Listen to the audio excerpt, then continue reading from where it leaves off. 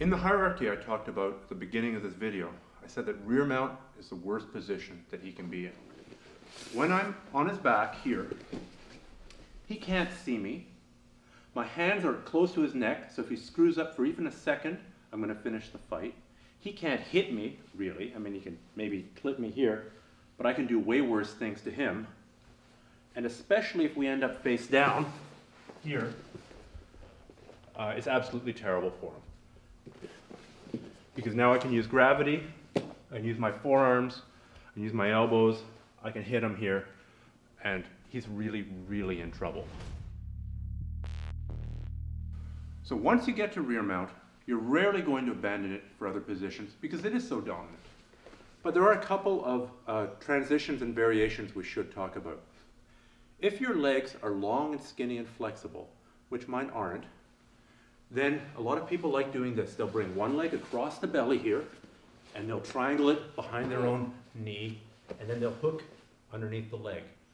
If your legs are fairly muscular and fairly short though, I'm setting myself up for a leg lock. Don, just step over here, bridge, and I get injured. So that variation, used with caution. If you've got a 36-inch inseam and skinny legs, it might be the move for you. Maybe it's not my day with the rear mount. Maybe I only have 1 or 2 attacks, and this guy is really, really good at defending rear mount.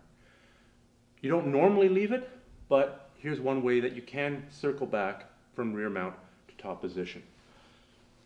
Get a double underhook grip, and I'm going to grab the lapel, and I'm going to slide down it a bit. I'm not going to grip it too high, I'm going to grip it low. My other hand comes and goes behind his head. It's basically like a half Nelson. So we're here, half Nelson. At this point, I push him sideways a bit, and I start climbing back up to mount. From another angle, we're here. I slide my hand down his lapel somewhat, and I come up behind his head. I start slithering out to the side. The lapel hand here stops him from turning into me. This hand behind here stops him from driving into me. I can come back to full mount. The other option, come here please, is if he's escaping his hips sideways, I can take a hook, come into a butterfly hook or an instep hook, chuck him sideways while keeping control of his upper arm. From here, if he tries to turn away from me, he can't go. I've got this.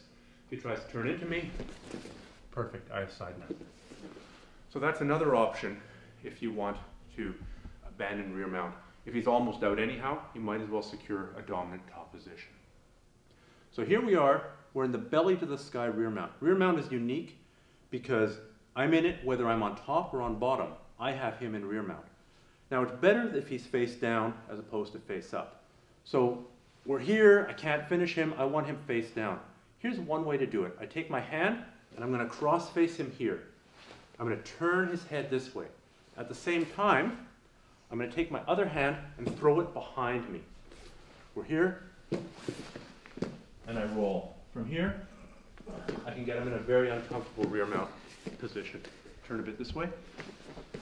So we're here, I'm going to turn his face to look in the direction I want him to go, and I post my hand behind me, and then it rolls very naturally to the belly. It's kind of the reverse move in the guard. In the closed guard, we had the hip buck turn. This is kind of doing the hip bump from the back. Turn him onto the belly.